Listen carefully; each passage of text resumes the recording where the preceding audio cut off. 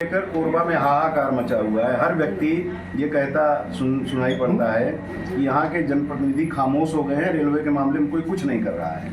हमारी परेशानी निरंतर बढ़ रही है। और इसी बीच और एक प्रश्न उसी में जोड़ देता हूँ, इंटक के लोगों ने भी आपसे कुछ मांग की है। कुल मिलाकर इस मामले में आप कहाँ हैं, क्या कर रही हैं? हाँ, मेरे ऊपर ये लोग पूछ रहे हैं। अभी मैं पेंड्रा गई थी, वहाँ भी लोगों ने पूछा।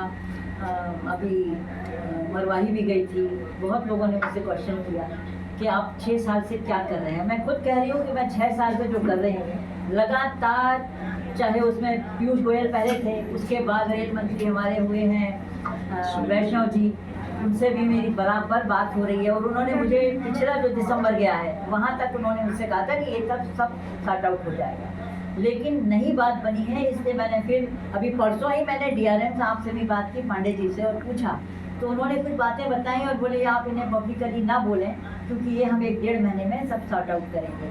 मैंने कहा अब 1-1.5 महीने और देख लेते हैं। मैंने जितना पत्राचार किया है सभी मैंने पेपर में दिया है, बातें जो मैंने की हैं बताया है।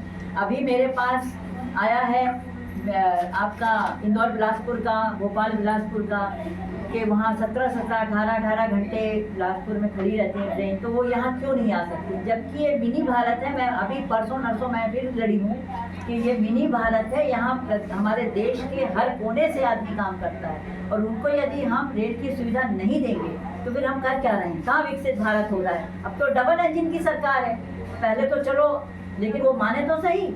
मंत्री जी से मैंने अभी 0 आवर में काफ़ी लड़ाई भी की थी, उसके बाद मैं मिली नहीं कि आप वो मेरा काम शायद ना करें।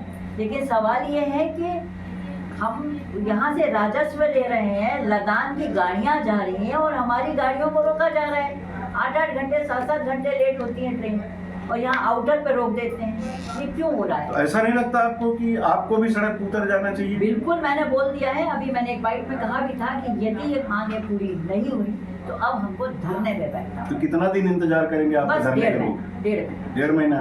जो डीआरएम से आपने कमिटमेंट किया, मैंने कमिटमेंट 1.5 महीना हम शांत रहे। जी हाँ। अच्छा, आपकी डीआरएम से बात हुई तो कुछ लोग परिहास में कहें या व्यंग में कह रहे थे नहीं, कि सांसद जी ने उन्हीं से बात की कि किससे बात की? देखिए ऐसा है, वो डीआरएम से पूछ लें, पांडे जी से पूछ लें, मेरी उनसे बात होती रहती है, मैं मीटिंग में जाती रहती हूँ। मैं झूठ नहीं बोलती, मैं वो जो कहते हैं ना जुमलेबाज या झूठ से सपने दिखाना, वो मुझे नहीं आता। मैं सच बोलती हूँ और मैं पब्लिक के लिए काम करती हूँ, पब्लिक के जनहित में काम करती हूँ। मेरा इसमें पर्सनल इंटरेस्ट भी नहीं रहता, मैं अपना पब्लिक इंटरेस्ट में काम करती हूँ। एक सवाल और आपसे जी, कुछ भू विस्थापित आपसे मिले और उन लोगों ने आपको बताया कि बोर्ड ने, KCCL ने कोई एक निर्णय लिया जिसमें ये कहा गया है कि 1991 के बाद जो बच्चे पैदा हुए भू विस्थापितों के, उनको नौकरी में या मुआवजा में उनको कोई लाभ देने की स्थिति में हम नहीं हैं, और इसके लिए आप लोगों ने भी अपनी स्वीकृति दे दी है।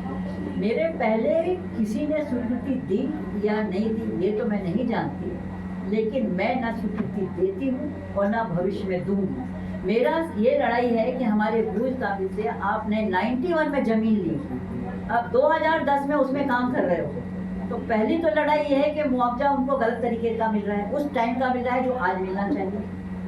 और दूसरी चीज़ ये कि आपने उन गरीब किसानों से, हमारे लोगों से, गांव के लोगों को ठगा, आपने उनसे जमीन ले ली और आप उनको आज कह रहे हो कि हमें नौकरी नहीं देंगे। मैं ऐसी स्वीकृति नहीं देती। मैं चाहती हूँ कि हर एक को रोजगारी मिले।